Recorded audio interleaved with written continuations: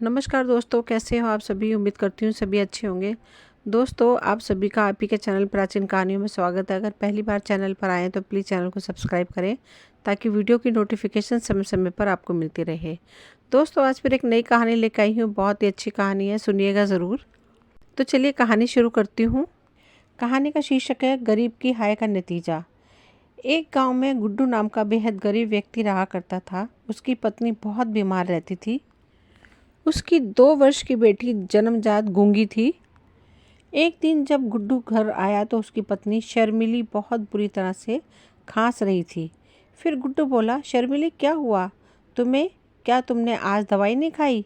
फिर शर्मिली कहती है, शायद आपने देखा नहीं, दवाई को ख़त्म हुए तो पूरे 2 दिन हो चुके हैं। फिर गुड्डू कहता है, मैं दुनिया का सबसे ज़्यादा लाचारी पति और पिता हूँ। शर्मिली जो अपनी पत्नी का सही से इलाज भी नहीं कर सकता था, फिर भी शर्मिली कहती, उदास मत होइए, इसमें आपकी कोई गलती नहीं। धन स्त्री के नसीब का होता है। मेरा ही नसीब फूटा था, वरना आपने तो अपनी तरफ से पूरी कोशिश की। मुझे एक वादा कीजिए। तो गुड्डू कहता है, कैसा वादा? फिर शर्मिली कहती है, मेरा अंतिम समय आ गया है। मुझे पता है, जब आप मुझे डॉक्टर के पास ले गए थे तो उसने कहा था कि अब मेरे पास ज़्यादा समय नहीं है, मेरे फेफड़े ख़राब हो चुके हैं। फिर गुड्डू बोला, ऐसा नहीं कहते शर्मिली, मैं अभी इसी वक्त में डॉक्टर के पास ले चलूँगा। फिर शर्मिली कहती है, नहीं, कोई फ़ायदा नहीं। मुझे एक वादा कीजिए, मेरे जाने के बाद आप मेरी बेटी को कभी भी उसकी माँ की कमी नहीं होने देंगे, उसे कभी नहीं डांटेंगे। फिर गुड्डू रोते हुए कहता है, मैं वादा करता हूँ शर्मिली। अपने बगल में लेटी हुई अपने 2 वर्षीय बेटी को हसरत भरी निगाहों से देखने लगी। शर्मिली ने उसे देखते ही देखते दम तोड़ दिया। गुड्डू फूट फूट कर रोने लगा। इस घटना को 10 वर्ष बीत चुके थे। गुड्डू की पुत्री मीरा अब 12 वर्ष की हो चुकी थी। गुड्डू गांव के जमींदार विक्रम की हवेली में साफ सफाई का काम करने लगा। एक दिन गुड्डू जमींदार से कहता है, मुझे आपसे कुछ बात करनी है सेठ जी। फिर जमींदार कहता है, अच्छा, मेरे इतने बुरे दिन आ गए हैं कि गांव का एक भिखारी मुझसे बात करना चाहता है, जो मेरे ही टुकड़ों पर पलता है। चल जल्दी बोल, क्या बात है, क्या बात करनी है? फिर गुड्डू कहता है, सेठ जी, मुझे 500 रुपये की बहुत ज़रूरत है। तो जमींदार कहता है, 500 रुपये में कितने ज़ीरो होते हैं, यह तुझे पता भी है? तेरे बाप दादा ने भी कभी 500 रुपये देखे थे? वैसे तुझे क्या ज़रूरत आ पड़ी पैसों की? फिर गुड्डू कहता है, मेरी बिटिया 2 दिन से बुखार से तप रही है, उसकी दवाई लानी थी। तुम गरीबों को बुखार में दवाई नहीं खानी चाहिए। अपनी बेटी के शरीर पर गीली पट्टियाँ रख दे, बुखार उतर जाएगा। गुड्डू कहता है, ऐसा मत कहिए सेठ जी, मैं आपका हर कहना मानता हूँ। अगर आप बोलते हैं कि तपती दोपहर में मुझे सारा दिन खेतों की रखवाली करनी है, तो मैं सारा दिन धूप में ही रहता हूँ और आपसे कभी पैसे नहीं मांगता हूँ। और बिटिया को 2 दिन से बुखार है, सिर्फ उसकी दवाई के लिए ही पैसे मांग रहा हूँ। ये सुनते ही जमींदार को गुस्सा 7वें आसमान पर पहुँच गया और बोला, क्यों रे, तुझे खाने को मिलता है, वह क्या कम है कि अब तू मुझसे पैसे भी मांगने लगा? अगर तेरी औकात उसकी दवाई खरीदने की भी नहीं थी तो बच्ची पैदा ही क्यों की रे? तूने, अरे, पैदा होते ही उसे उस समय किसी कूड़े के ढेर में डाल देता। जमींदार की बात सुनकर गुड्डू की आंखों में आंसू आ गए। यह आप कैसी बातें कर रहे हैं सेठ जी? मैंने बरसों आपकी गुलामी की है, आज पहली बार मैंने आपसे कुछ पैसे मांगे हैं, वह भी बिटिया की दवाई के लिए। फिर जमींदार बोला, नमक हराम, जबान लड़ाता है। यह क्यों नहीं कहता कि तू टीबी का मरीज है? तेरे अंदर कोई काम करने की ताकत ही नहीं है। एक तो तुझे खाने को भोजन दिया, पहनने को कपड़े दिए, ऊपर से तू मुझसे जबान लड़ा रहा है। इससे पहले कि मैं अपना आपा खो गया तो निकल जा यहाँ से, निकल जा। तो गुड्डू कहता है, यह बिल्कुल गलत है सेठ जी, ईश्वर ने आपको इतना ढेर सारा धन दिया है, आपको एक गरीब को अपमानित करते हुए शर्म नहीं आती? अरे, मैंने अपनी गुलामी के बदले आपसे क्या मांगा? सिर्फ 500 रुपये के लिए आप मुझे बोल रहे हो कि अपनी बेटी के पैदा होते ही किसी कूड़ेदान के ढेर में फेंक देता। गरीब की हाय में बहुत ताकत होती है सेठ जी, गरीब के दिल से निकली हुई हाय बड़े बड़े महलों को चुटकियों में धाराशायी कर देती है, बड़े बड़े रईसों को चुटकी में भिखारी बना देती है। गुड्डू की ये बात सुनकर जमींदार ने गुड्डू को लातों घूंसों डंडों से पूरी तरह से पीटना शुरू कर दिया और उसे धक्के मारकर अपनी हवेली से बाहर निकाल दिया। गुड्डू दर्द से कराते हुए अपने घर आ गया। अपने पिता को दर्द से कराता हुआ देख मीरा तुरंत दौड़ी दौड़ी आई और वह इशारों इशारों में गुड्डू से पूछने लगी, ये क्या हुआ पिताजी? फिर गुड्डू बोला, मैंने तेरी दवाई के लिए सेठ जी से कुछ पैसे मांगे थे बेटा, लेकिन सेठ जी ने मुझे एक पैसा नहीं दिया। इसके बदले उसने मुझे अपमानित करके मार पीट कर अपनी हवेली से बाहर भगा दिया। गुड्डू की बात सुनकर मीरा की आंखों में आंसू आ गए और उसने इशारों इशारों से अपने पिता से कहा, मेरा बुखार सही हो गया है पिताजी, आपको चिंता करने की बिल्कुल भी आवश्यकता नहीं है, मैं बिल्कुल सही हूँ। मीरा की बात सुनकर गुड्डू फूट फूट कर रोने लगा और बोला, सेठ जी ने मुझे काम से भी निकाल दिया और मैं जानता हूँ कि तू झूठ बोल रही है, तुझे अभी भी बुखार है, तुझे भूख भी लगी है। गुड्डू रोते रोते सो गया। अगली सुबह मीरा ने अपने पिता को बहुत उठाया मगर गुड्डू नहीं उठा। मीरा घबराकर बाहर भागी तो बाहर गांव के मुखिया के साथ कुछ व्यक्ति खड़े थे। मीरा को घबराए देखकर वे लोग झोपड़ी में आ गए। फिर मुखिया जी कहते हैं, अरे यह तो गुड्डू है, इसको क्या हुआ? मुखिया के बगल में खड़ा हुआ व्यक्ति तुरंत गुड्डू के शरीर को हिलाकर देखने लगा। फिर वह कहता है, मुखिया जी यह तो मर चुका है और मुझे लगता है इसको मरे हुए काफ़ी घंटे बीत चुके हैं। मुखिया कहते हैं, यह तो बहुत बुरा हुआ, बेचारी गूंगी लड़की का यही तो एक सहारा था। फिर वही व्यक्ति कहता है, इसके शरीर पर तो चोटों के काफ़ी निशान हैं। मुखिया जी, लगता है किसी ने गुड्डू को बहुत बुरी तरह से पीटा हो। फिर मुखिया जी कहते हैं, गुड्डू तो जमींदार विक्रम के यहाँ काम करता था और विक्रम की क्रूरता के बारे में तो गांव का हर व्यक्ति जानता है, ज़रूर उस निर्दय ने ही इस बेचारे को पीटा होगा। फिर वह व्यक्ति कहता है, मैंने इतना क्रूर और अत्याचारी व्यक्ति अपने जीवन में नहीं देखा। मुखिया जी, उस निर्दय जमींदार को इस बेचारी बच्ची पर भी तरस नहीं आया। उसने यह भी नहीं सोचा कि अगर बसंत को कुछ हो गया तो इसका क्या होगा। फिर मुखिया जी कहते हैं, तुम तो जानते ही हो जमींदार की उठक बैठक पुलिस महकमे के बड़े अधिकारियों में है और उसके पास धन की कोई कमी नहीं है। इसी बात का वह आज तक फ़ायदा उठाता आया है। अरे हम क्या कर सकते हैं, ईश्वर ही उसे सज़ा देगा भैया। फिर वह गांव का व्यक्ति कहता है, जो भी हो मुखिया जी, पर इस बेचारी गूंगी बिटिया की तो माँ तो 10 वर्ष पहले ही स्वर्ग सिधार गई थी, ऊपर से इसका बेचारा पिता भी मर गया, अब ये अनाथ कहाँ जाएगी। गांव के उस व्यक्ति की बात सोचकर मुखिया गहरी सोच में डूबता हुआ बोला, बच्ची की परवरिश कोई और ही नहीं बल्कि जमींदार ही करेगा। चलो मेरे साथ। मुखिया मीरा को लेकर सीधा जमींदार की हवेली पर पहुंच गया। तो जमींदार कहता है, क्या बात है मुखिया जी, आज सुबह सुबह गांव के व्यक्तियों को लेकर यहाँ कैसे, सब कुछ ठीक तो है? तो मुखिया जी कहते हैं, आपके यहाँ पर गुड्डू बरसों से काम करता था, कल रात उसकी मौत हो गई। तो जमींदार कहता है, यह तो बहुत बुरा हुआ, मैंने गुड्डू को कभी भी नौकर नहीं समझा। फिर मुखिया जी कहते हैं, इस बात को तो हम सभी जानते हैं कि आप दिल के कितने अच्छे हैं, लेकिन रमेश ने देखा है कि गुड्डू के शरीर पर चोटों के काफ़ी निशान हैं। अभी हमने उसका अंतिम संस्कार नहीं किया है, सोच रहे हैं कि पुलिस को सुपुर्द कर दें, पोस्टमार्टम से खुलासा हो जाएगा कि आखिर इसकी मौत किस वजह से हुई। यह सुनकर जमींदार घबरा गया क्योंकि वह जानता था कि उसने गुड्डू को कितनी बुरी तरह से पीटा था।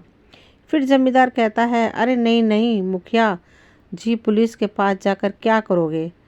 अब गुड्डू का अंतिम संस्कार मैं करूँगा और जहाँ तक सवाल उसकी बिटिया मीरा का है, आज से उसकी परवरिश भी मैं ही करूँगा, उससे कभी भी उसके पिता की कमी महसूस नहीं होने दूंगा। जमींदार की बात सुनकर मुखिया व्यंग्यात्मक हंसी हंसते हुए बोला, मुझे आपसे यही उम्मीद थी, हम हर महीने मीरा बिटिया का हालचाल लेने आते रहेंगे। इतना कहकर मुखिया मीरा को छोड़कर वहाँ से चला गया। मीरा अच्छी तरह से जानती थी कि जमींदार झूठ बोल रहा है। उसके बाद जमींदार की पत्नी आती है और कहती है, क्या जरूरत थी मुखिया के सामने अपनी बड़ाई पेश करने की? गुड्डू हमारे लिए क्या कम मुसीबत था कि एक और मुसीबत इस गूंगी को हमारे सर पर छोड़ गया। फिर जमींदार कहता है, तुम्हारा दिमाग तो ठीक है ना, हेमलता, अगर मुखिया को जरा भी शक हो जाता कि गुड्डू को मैंने पूरी तरह से पीटा था तो वह गुड्डू की लाश को पुलिस के हवाले कर देता। अगर गुड्डू का पोस्टमार्टम हो जाता तो हम सबकी इज्जत मिट्टी में मिल जाती और सब जेल की चक्की पीस रहे होते। जरा दिमाग से भी काम लिया करो। फिर हेमलता कहती है, वह सब तो ठीक है, पर अब इस गूंगी लड़की का क्या करना है? जमींदार कहता है, अरे हमारी हवेली में 100 काम होते हैं, यह भी गुड्डू की तरह हमारी हवेली में गुलामी ही करेगी। फिर हेमलता कहती है, एक तीर से 2 निशाने करने का शौक आपका नहीं गया? फिर जमींदार कहता है, मैं तुम्हारा मतलब नहीं समझा। फिर हेमलता बोली, अरे सीधी सी बात है, गांव वालों की नज़रों में आप इस बच्ची की परवरिश कर रहे हैं और हमें तो बैठे बैठाए गुड्डू के मरने के बाद में एक नई गुलाम मिल गई, वह भी ऐसी गुलाम जो बोल ही नहीं सकती। कुछ दिन बाद हेमलता की बहन ललिता वहाँ रहने के लिए आई और वह हेमलता से कहती है, हेमलता कुछ दिमाग से काम लो, सालों बाद यह गूंगी जवान हो जाएगी। गांव वाले वैसे भी इसे तुम्हारे मत्थे मड़ गए हैं, कहीं तुम्हें इसके हाथ भी पीले ना करने पड़ जाएं। फिर हेमलता कहती है, मैं भी काफ़ी समय से यही बात सोच रही हूँ ललिता, लेकिन चिंता मत करो, मैं इसका भी उपाय निकाल लिया है। ऐसा उपाय कि सांप भी मर जाए और लाठी भी न टूटे। एक दिन हेमलता और ललिता ने मीरा को कमरे में बंद कर दिया। मीरा वहाँ पर 2 दिन तक भूखी और प्यासी बैठी रही। अचानक रात के समय मीरा की आंख खुल गई। उस कमरे के अंदर रोशनी की किरणें फूट रही थी। उस किरणों में से एक रहस्यमय स्त्री निकलकर बाहर आई और मीरा को कहने लगी, घबराओ मत मेरी बच्ची, मैं सब जानती हूँ। अत्याचारों ने तुझ पर और तेरे पिता पर कैसे कैसे अत्याचार किए हैं। तेरे पिता को जमींदार ने कितनी बुरी तरह से पीट पीट कर मार डाला। अचानक मीरा को अपने अंदर अजीब सा बदलाव महसूस हुआ। फिर वह स्त्री कहती है, मीरा अब तुम गूंगी नहीं रही, अब तुम बोल सकती हो। फिर मीरा बोलने लगी, यह कैसे हो सकता है, मैं तो जन्मजात गूंगी हूँ, मैं कैसे बोल सकती हूँ, और आप कौन हो? फिर वह कहती है, कुछ समय बाद तुम्हें सब पता चल जाएगा। मुझे यह भी पता है कि इन सब निर्दय लोगों ने तुम्हें 2 दिन से भूखा रखा है। फिर मीरा बोली, हाँ, इन लोगों ने मुझे 2 दिन से कुछ भी खाने को नहीं दिया। उस रहस्यमयी स्त्री ने अपने जादू से मीरा के सब मनपसंद व्यंजन मीरा के सामने रख दिए। मीरा ने पेट भरकर खाना खाया। कुछ देर बाद सुबह हो गई। उधर हेमलता और ललिता कहती हैं, चलो जरा चलकर देखते हैं। तो ललिता कहती है, हाँ, मुझे पूरा विश्वास है बेटी गूंगी बहरी मर गई होगी। हेमलता और ललिता ने जैसे ही कमरे के दरवाजे को खोले तो उन्होंने देखा कि मीरा नए कपड़े पहने हुए कुर्सी पर आराम से बैठे हुए केला खा रही थी। फिर ललिता कहती है, अरे हेमलता, हम लोग तो समझ रहे थे कि यह मर गई होगी, मगर यह तो बैठ के आराम से केला खा रही है। फिर हेमलता कहती है, वह सब तो सही है ललिता, मगर इसके पास में केला कहाँ से आया? यह कमरा तो बरसों से बंद पड़ा है। फिर ललिता पूछती है, ये लड़की सीधी तरह से बता दे, तुझे ये केला किसने दिया? हमने तो इस कमरे के बाहर ताला लगा दिया था। कौन आया था हमारे पीछे? हेमलता कहती है, ये क्या बोल रही हो ललिता, ये तो गूंगी है और बहरी है, ये क्या हमें बताएगी? फिर ललिता कहती है, अरे इशारों से तो बता सकती है ना। फिर मीरा बोली, इसे मुझे एक जादू स्त्री ने दिया है। मीरा को बोलता देख हेमलता और ललिता को चक्कर आ गए। फिर हेमलता कहती है, हे भगवान, ऐसा कैसे हो सकता है? मैंने तो सुना था ये जन्मजात गूंगी है, लेकिन यह तो बोल रही है। फिर ललिता कहती है, अरे काहे को घबराती है, तो जरा जरा सी बात पर डर जाती है। कहीं यह लड़की नाटक कर रही होगी, यह कोई गूंगी बहरी नहीं है। क्या भला कोई जन्मजात गूंगा बोल सकता है?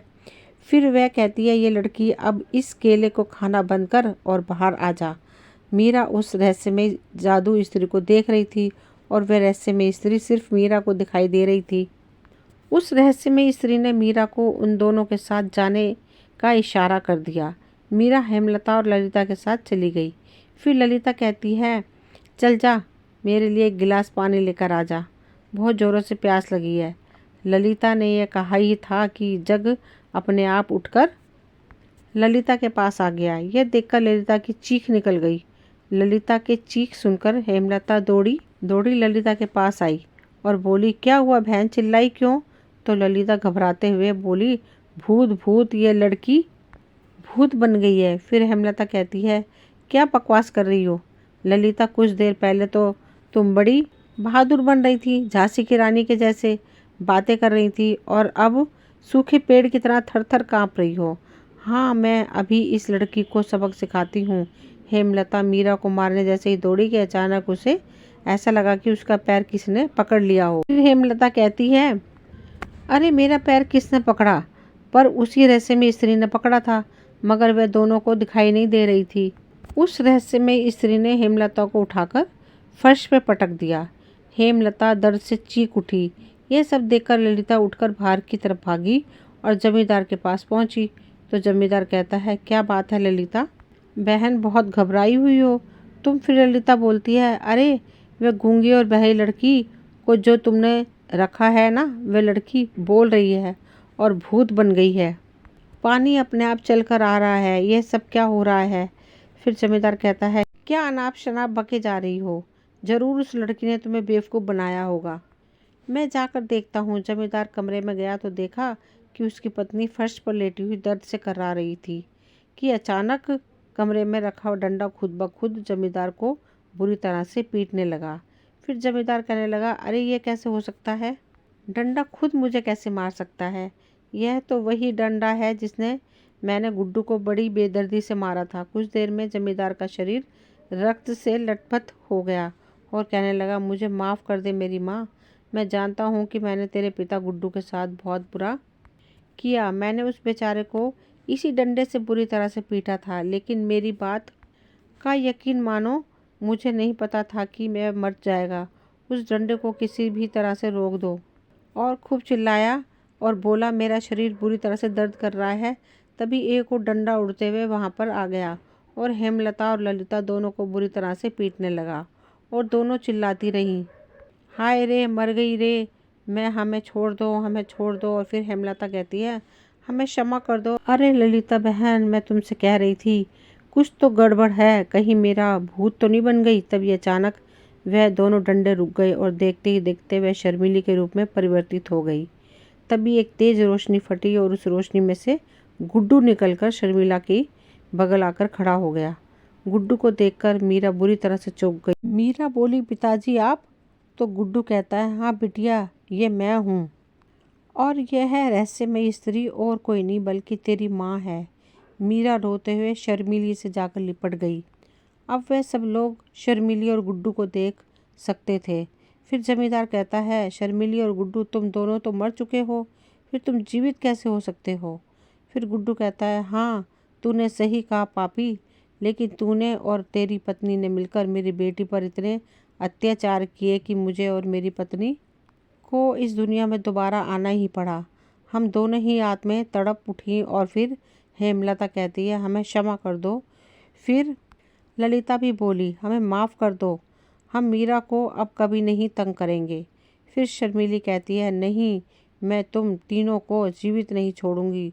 तुम तीनों ने मेरी बेटी के साथ बहुत अत्याचार किए हैं। तभी वहाँ पर मुखिया बहुत से लोगों को लेकर वहाँ आ गया। सभी गांव वाले हैरत में थे और हैरत से गुड्डू और शर्मिली की ओर देखने लगे।